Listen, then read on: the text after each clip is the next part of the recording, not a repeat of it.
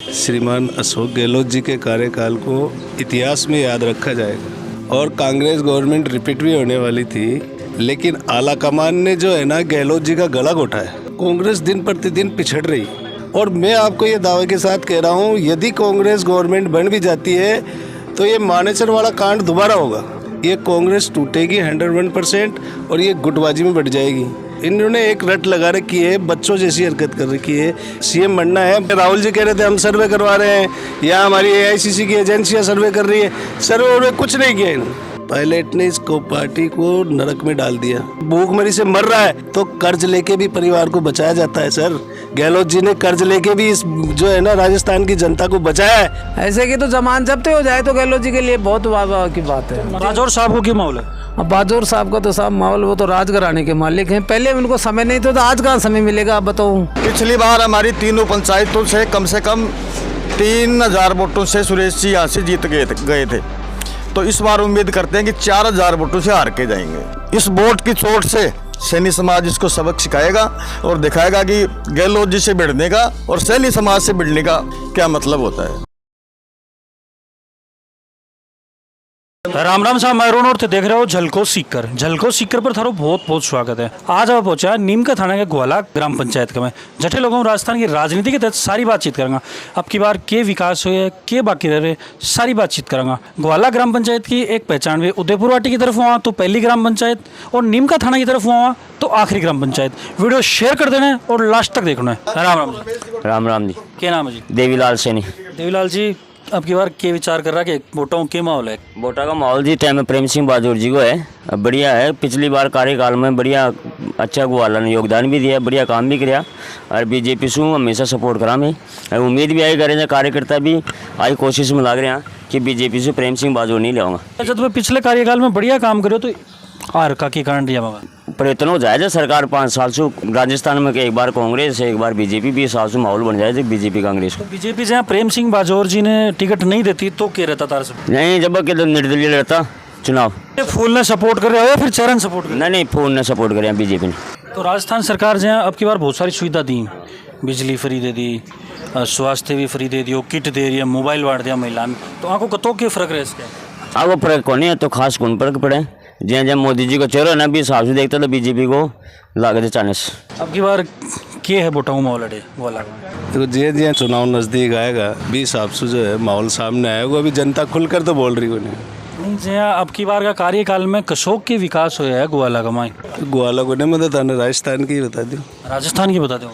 देखो राजस्थान में श्रीमान अशोक गहलोत जी के कार्यकाल को इतिहास में याद रखा जाएगा। हमारे बुजुर्गों के पास आप जाओगे तो वो बताएंगे कि इंदिरा गांधी का ये कार्यकाल अच्छा रहा, बढ़िया प्रधानमंत्री रही, देश के लिए काफ़ी। कह रहे हैं, मैं थारी बात काटूंगा और बता रहे हैं माने कि धरातल पर सुविधा कौन पहुंची कांग्रेस सरकार की? देखिए सुविधा तो कांग्रेस गवर्नमेंट ने काफ़ी दी है और कांग्रेस गवर्नमेंट रिपीट भी होने वाली थी, लेकिन आला कमान ने जो है ना गहलोत जी का गला घोटा है, फ्री हैंड नहीं दिया है। ज़मीनी स्तर पे बजट से पहले जो है वो कांग्रेस 30-35 सीटों पर सिमट रही थी। गहलोत जी ने एक साल में बजट में जो योजनाएं दी है उससे जो है पब्लिक बाहर निकली है और कांग्रेस के प्रति रुझान बढ़ा था। लेकिन उसके बाद जो है आला कमान ने वहाँ हटदर्मी करके और गहलोत जी का गला घोटा है, और गला घोटने के ऊपर जो है अब कांग्रेस दिन प्रतिदिन पिछड़ रही और आला कमान ने टिकटों के मामले में गहलोत जी का गला घोट दिया। वहाँ उनकी एक नहीं सुनी। और मैं आपको ये दावे के साथ कह रहा हूँ, यदि कांग्रेस गवर्नमेंट बन भी जाती है तो ये मानेसर वाला कांड दोबारा होगा। ये कांग्रेस टूटेगी 101% और ये गुटबाजी में बढ़ जाएगी। ये मानने वाले नहीं है, क्योंकि इनको सिर्फ सीएम की कुर्सी चाहिए। खुल के बताओ कि किन चाहिए सीएम की कुर्सी? पायलट साहब को चाहिए। पायलट साहब की हरदर्मी को जो है ना आला कमान ने स्वीकार किया और जो जननायक ने काम किया है जमीनी स्तर पे उनको नकारा है। अभी तो बस सपोर्ट कर रहे हैं पायलट साहब। अरे सर आप ये देखना, जब इलेक्शन आ जाएगा, इलेक्शन पूरे हो जाएंगे, जब रिजल्ट आ जाएगा उसके बाद जो है ना पायलट साहब की हरदर्मी देखना आप। इन्होंने एक रट लगा रखी है, बच्चों जैसी हरकत कर रखी है। सीएम बनना है, पार्टी से कोई लिंक नहीं है पार्टी से। इसी तरीके से राहुल गांधी जी उनके जैसा वो कहते हैं राहुल गांधी जी मानने को स्वीकार है। 25 सितंबर की घटना को जो है वो उसको आला कमान मान रहा है और मानेसर की जो घटना है उसको मान नहीं रहा है। और यदि ये सीएम बनाते हैं पायलट साहब को, वो एक लाइन का प्रस्ताव तो विधायकों का जो गला घोट रहे थे 102 का, वो तो जिन्होंने कोरोना काल के अंदर होटलों में जो है ना रह के बिताया है, उस टाइम अपनी जान बचाने को मतलब आदमी छिप रहा था, उसी वक्त जो है होटलों के अंदर 100-200 एमएलए 100 एमएलए वहाँ पड़े रहे, तो आला कमान को वो नहीं नजर आया। कांग्रेस की साबू के छवि के नजर आ रही है था। देखिए मेरी जहाँ तक सोच है, मैं जहाँ तक समझ रहा हूँ कि कांग्रेस सरकार मेरे जहन में रिपीट नहीं हो रही है, क्योंकि इन्होंने टिकटों में जो है ना वही पुरानी टिकटें बांट दी इन्होंने।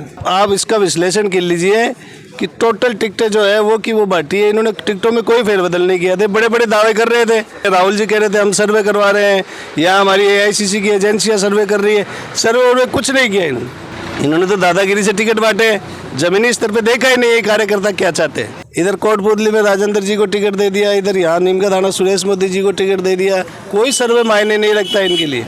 ये साबू देखता अब की बार राजस्थान की राजनीति की तरफ जाती दिख रही है। देखिए राजस्थान की राजनीति जो है इस वक्त जो है ये एकदम मुहाने पे खड़ी है, चाहे भाजपा गवर्नमेंट बना ले चाहे कांग्रेस गवर्नमेंट बना ले। क्या लग रहे है भाई थारे साबू की तरफ जांच का है? मेरे को ये लग रहा है सर कि कांग्रेस सरकार बनाने के नज़दीक है, लेकिन मैं आज आपके चैनल के माध्यम से राजस्थान की जनता को और आला कमान को ये चेताना चाह रहा हूँ कि आप सतर्क रहिए, 3 तारीख का इंतजार करिए, ये पार्टी टूटने वाली है। सचिन पायलट पिछली बार तो मानेसर गए थे और अब की बार वहाँ जो है ना महाराष्ट्र में शिंदे साहब के यहाँ बैठेंगे, तो वहाँ से ला भी नहीं पाओगे आप। पड़ोस के हमारे शिंदे साहब की पार्टी आ भी चुकी है, एक लाल डायरी को भी जिक्र हो भी गया जी, वो सारे पायलट साहब के फंडे हैं। पायलट साहब जो है ना यहाँ शिंदे साहब को बुला के, साहब हमारे आपके पास 30-40 एमएलए लेके जीत के, पायलट ने इसको पार्टी को नरक में डाल दिया। कहा क्या जरूरत थी उन्हें वहाँ जाके, आला कमान के पास जाके बैठ जाते 20 विधायकों को लेके। मैं चाहते हैं बताइए कि भाई राजस्थान सरकार गहलोत जी बहुत शानदार सुविधा लोगों तक दी, लेकिन एक चीज जो थे शायद अवगत होने की, राजस्थान कर्जा कमाए ने दूसरा नंबर पर आ गया, पंजाब 1 नंबर पर, राजस्थान दूसरा नंबर पर, तो आम जनता पर कर्जा को बोझ भी तो। देखिए आपकी बात अच्छी है, जाहिर है परिवार जब मौत के कगार पे खड़ा हो जाता है, भूखमरी से मर रहा है, तो कर्ज लेके भी परिवार को बचाया जाता है। सर गहलोत जी ने कर्ज लेके भी इस जो है ना राजस्थान की जनता को बचाया है। महंगाई की त्रासदी फैल रही थी, यहाँ कोरोना से मर रहे थे पब्लिक, रोजगार नहीं थे, तो कर्ज लेकर भी अगर गहलोत जी ने परिवार को बचाया है तो मैं समझता हूँ ये राजस्थान की जनता के लिए भगवान के रूप में आए। वो कतो के सही है राजस्थान की जनता तक सुविधा पहुंचाना, सरकार सही है, मान तो सारी सुविधा दे रहेंगे से। और मोदी जी के दे रहे थे, मोदी जी देश को बठो बढ़ जाए लो, चुनाव को नहीं बदलो। अभी ये कह रहे हैं भाई साहब बता रहे हैं कि जो धरातल पर सुविधा पहुंची ही कोना गहलोत साहब की। मार तो पहुंच गए साहब सारी, मैं तो गहलोत माना ना, अरे और सीएम भी गहलोत आना चाहिए साहब। तो नीम का थाना में क्या माहौल लाग रहे मारो मोदी जी तक हो सत्ता वोटों की 10,000 वोटर।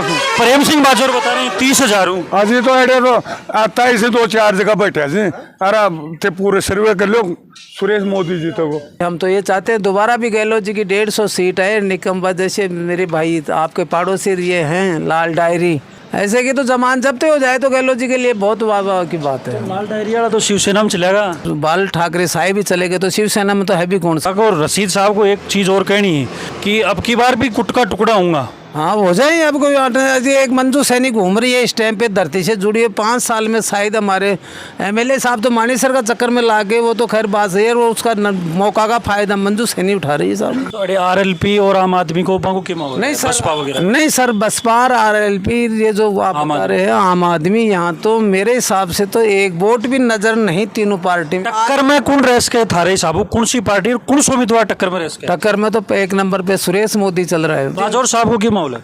अब बाजोर साहब का तो साहब माहौल, वो तो राजघराने के मालिक हैं। पहले उनको समय नहीं था तो आज कहाँ समय मिलेगा आप बताओ। पहले जब 2018 पहले विधायक थे हमारे ग्वाला में, गौरवपत बड़ा 24 फुट का मैन बस स्टैंड से शमशान भूमि तक का है। बाजोर साहब तो ये संभालने में नहीं आए कि 12 फुट का पड़ाग, 18 का पड़ाग, 24 है, उस गौरवपत को उठा के मेरे मोहल्ले में वार्ड नंबर 4 में डाल दिया। मैंने मुख्य सचिव को, कलेक्टर को, इन विधायकों को सबको समझाया, ताकि उनका बाजोर साहब का एक भला है कि वो गौरवपत मैन स्टैंड से नदी के बजाय कटारिया के तोड़ दे दिया था कि हमारे मकान तो 1 फुट नीचे गिर रहे हैं। नहीं गौरवपत का वहाँ क्या काम था जाने का।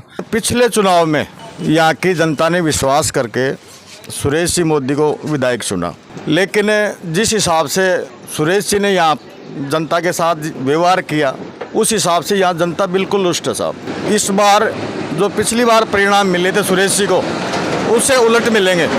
पिछली बार हमारी तीनों पंचायतों से कम 3000 वोटों से सुरेश जी यहाँ से जीत गए थे।